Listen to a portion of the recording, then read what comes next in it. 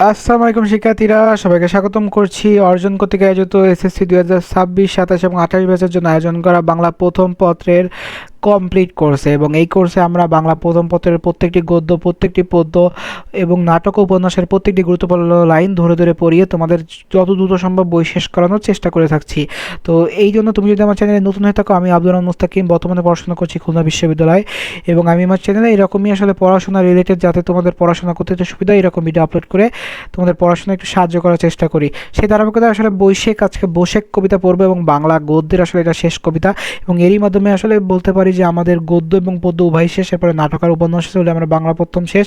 তো তোমাদের হয়তো অনেকের মধ্যে পারে যে ভাই ভিডিও তো খুবই ছোটো ছোটো, আসলে আমাদের মূল লক্ষ্যই হচ্ছে তোমাদের খুব র্যাপিডলি বইয়ের রিডিংটা কনসেপ্ট দিয়েই তোমরা যাতে প্র্যাকটিস করতে পারো, যার ফলে ভিডিওর পরিমাণ খুব ছোট। যখন এটা আসলে ভবিষ্যতে লাইভ ক্লাসে যাবে তখন দেখবে আসলে ক্লাসটার ডিউরেশনও বেরি এবং খুব ব্যাখ্যা শুরু আসবে, এবং বেশ যেহেতু তোমাদের এখন একটু র্যাপিডলি একটা ক্লাস দিতে হবে যাতে তোমাদের ভিতরে একটা কনসেপ্ট আসে, সেই জন্য এই ভিডিওগুলো আসলে করা। তো আসলে এই চ্যানেলে যেই সকল ভিডিও পেতে অবশ্যই চ্যানেলকে সাবস্ক্রাইব করবে, পাশে বেল আইকন অন করবে বলেই দিয়েছি। ফেসবুক তো আছে, ওইখানে ফলো করে ওইখানেও দিয়ে দিও। তো চলো, আসলে অনেক কথাবার্তা বলেছি, কথাবার্তা থামাই, এখন ভিডিও শুরু করি। বশেক, এটা হচ্ছে আল মাহমুদের লেখা। তো আল মাহমুদের সম্পর্কে আমরা একটু পড়ি। আল মাহমুদ খুবই একজন পরিচিত লেখক। আল মাহমুদ 1936 সালে ব্রাহ্মণবাড়িয়ায় মোরাইল গ্রামে জন্মগ্রহণ করেন। তার প্রকৃত নাম হচ্ছে মীর আব্দুস শুকুর আল মাহমুদ। তিনি দীর্ঘকাল সাংবাদিকতা পেশায় জড়িত ছিলেন। পরে বাংলাদেশ শিল্পকলা একাডেমিতে যোগদান করেন এবং পরিচালকের পদ থেকে অবসর গ্রহণ করেন। মুক্তিযুদ্ধ তাকে বিশেষভাবে অনুপ্রাণিত করে। স্বাধীনতার পরে তিনি দৈনিক গণকণ্ঠ পত্রিকার সম্পাদক নিযুক্ত হন। তার কবিতায় লোকজ শব্দের সুনিপুণ প্রয়োগ লক্ষণীয়। ঐতিহ্যপ্রীতি। তার প্রকাশিত কাব্য হচ্ছে লোকান্তর, কালের কলস, সোনালী কাবিন ইত্যাদি।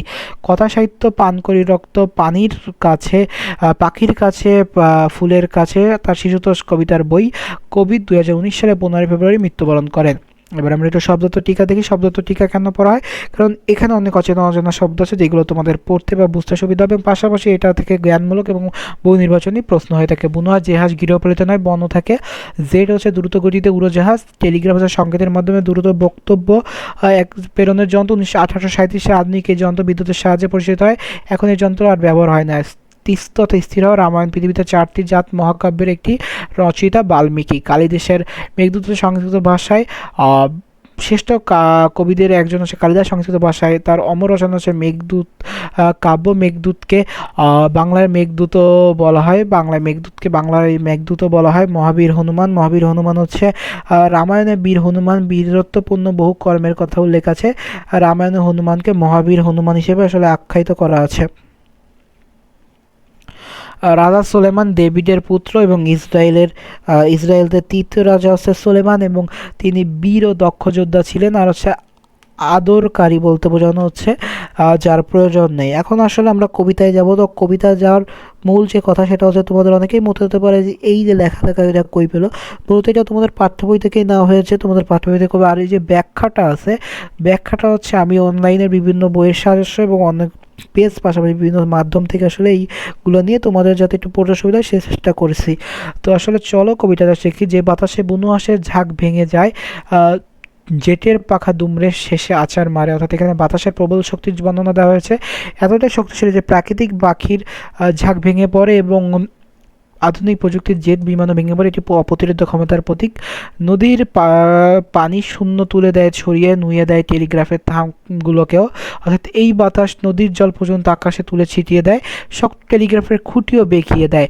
অর্থাৎ তার ক্ষমতা প্রকৃতি ও সভ্যতা দুটিতেই নত করে। সেই পবনের কাছে আমার এই মিনতি, তিষ্ট হাওয়া, তিষ্ট মহাপ্রতাপশালী। কবিকে সেই সর্বশক্তিমান বাতাসকে থামাতে অনুরোধ করেছে। মহাপ্রতাপশালী শব্দে তার ক্ষমতার স্বীকৃতি আছে, কিন্তু মিনতির সুরে প্রতিবাদও আছে। গরিব মাঝির পালের দড়ি ছিঁড়ে কি লাভ, কি সুখ বলো গুড়িয়ে দিয়ে চাষির পিঠ। অর্থাৎ কবি তুলছেন এই শক্তি গরিব মাঝি বা চাষির ক্ষতি করে কি আনন্দ পায়। অর্থাৎ ক্ষমতাবানদের আঘাত করে বারবার দুর্বলদের উপরই পড়ে, এই যে কথাটা, অর্থাৎ বাতাসের উপর হয়তো একটা ধরনের তার ক্ষোভ, বেগুন পাতার বাসা ছিঁড়ে টুনটুনিদের উল্টে ফেলে দুঃখী মায়ের ভাতের হাঁড়ি। এখানে বাতাসের আঘাতে পাখিদের বাসা বা গরিব মায়ের হাঁড়ি উল্টে যায়, দুটি অসহায় জীবনের বিপর্যয়। হে দেবতা, তোমার কি আনন্দ, কি মজা পাও বাবুই পাখির ঘর উড়িয়ে। অর্থাৎ কবি বাতাসকে দেবতার আসনে বসিয়ে বলছেন যে কি নিরীহ বাবুই পাখির বাসা বা ধ্বংস করে কি আনন্দ পাবো। এটি নৈতিক প্রশ্ন। রামায়ণে পড়ছি যার কীর্তিকথা সেই মহাবীর হনুমানের পিতা তুমি। হিন্দু পুরাণ অনুযায়ী হনুমানের পিতা হলো বায়ুদেব। কবি সেই মহৎ বংশের কথা স্মরণ করিয়া দিচ্ছে যে আসলে আমি তো রামায়ণে তোমার বংশ সম্পর্কে পড়েছি, তারপরেও তুমি কেন এই সকল কাজকর্ম করতেছো। তখন বলতেছে যে কালিদাসের মেঘদূতে যার কথা আছে তুমি নাকি সেই দয়ালু মেঘের সাথী।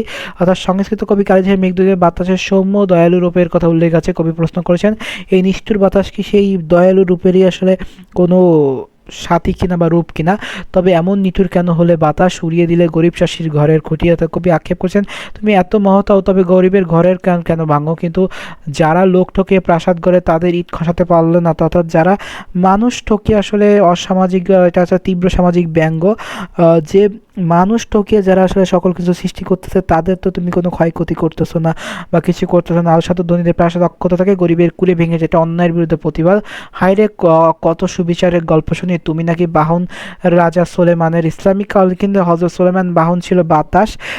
তো সেই কথা এখানে বলা হচ্ছে যে কবি সেই সুবিচারে কিংবদন্তি কথা স্মরণ করেছেন যার তরোয়ার হত্যাচারী কাট্টমতো হমিক অট্টালিকা গুড়িয়ে দিত। তো সোলেমান ন্যায়বিচারী রাজা ছিলেন এবং অত্যাচারীদের তিনি খুব শাস্তি দিতেন এবং তিনি অত্যাচারীর বিরুদ্ধে খুবই কঠোর ছিলেন।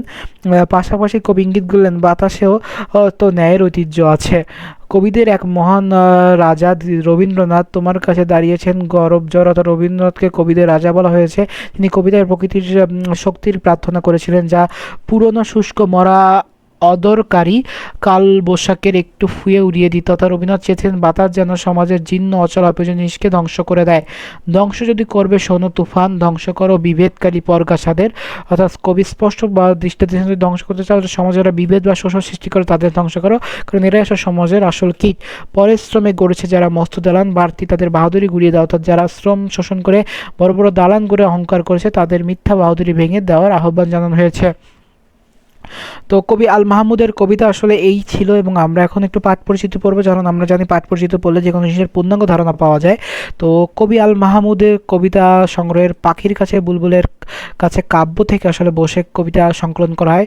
বাংলাদেশের একটি পরাক্রমশালী মাস হচ্ছে বৈশাখ। ঋতু পরিক্রমায় বারবার এই রুদ্র সংগ্রহ রূপে আবির্ভূত হয় এবং বৈশাখের নিষ্ঠুর করাল গ্রাসে এবং আগ্রাসী থাবায় কখনো কখনো লণ্ডভণ্ড হয়ে যায় একটা জনপদ। অধিকাংশ ক্ষেত্রে এর শিকার হয় দুঃখী দরিদ্র মানুষ, অসহায় প্রাণী। ছিঁড়ে যায় গরিব মাঝির পালের দৌড়, উড়ে যায় দরিদ্র চাষির ঘর। ছোট টুনটুনির বাসাও রেহাই পায় না, কিন্তু ধনীর প্রাসাদের কোনো ক্ষতি হয় না। তবে কবি আক্ষেপ করে বলেছেন প্রকৃতির যত নিষ্ঠুরতা নির্মমতা কেন শুধু গরিবের বিরুদ্ধে গড়বে। অবশেষে বৈশাখের কাছে আহ্বান ধ্বংস করে দিতে, যে যারা গুড়িয়ে দিতে অট্টালিকা গড়েছে শ্রমজীবী মানুষকে শোষণ করে। এই কবিতায় বৈশাখের বিধ্বংসী প্রতীকের মধ্যে দিয়ে অত্যাচারীদের অবসান কামনা করা হয়েছে। তো এই ছিল আসলে বৈশাখ কবিতা এবং বৈশাখ কবিতার থিমটা আসলে বুঝতে পেরেছে যে মানুষের যে শোষণ নিপীড়ন এটার প্রতিবাদ এবং যাদের আসলে খুবই অভাব তাদের প্রতি যে অবিচার এই জিনিসটারও প্রতিফলন হয়েছে। এবং এই ছিল হচ্ছে আজকের কবিতা বৈশাখ। তো ভিডিওটি কেমন লাগে সবাই জানানোর পাশাপাশি এরকম আরও অনেক আছে। এখন নাটক উপন্যাসের থেকে কবিতাতে মাত্রই শেষ করলাম, এর আগে গদ্য করেছি। তো নাটক উপন্যাসের আসলে কেমন লেগেছে, নাটক উপন্যাসের ভিডিওগুলো সামনে আসবে ওইগুলো তো দেখবা। তো এই ভিডিওগুলো দেখতে হলে অবশ্যই চ্যানেলকে সাবস্ক্রাইব করতে হবে, ফেসবুক পেজ থেকে দেখে অবশ্যই ফেসবুক থেকে ফলো করতে হবে এবং উভয় স্থানে আসলে ভিডিওগুলো সবার আগে দেখতে নোটিফিকেশন অন করে রাখতে হবে, সেটা ইউটিউবে বেল বাটন হোক বা ফেসবুকে ফলো অপশন নোটিফিকেশন অপশন। তো এছাড়া আর কোনো প্রশ্ন থাকলে কমেন্ট বক্সে করতে পারো। তো দেখা হচ্ছে আমাদের অন্য কোনো ক্লাসে বা অন্য কোনো ভিডিওতে। সে সুস্থ থাকো, সুন্দর থাকো, পড়াশোনার সাথে থাকো। আসসালামু আলাইকুম।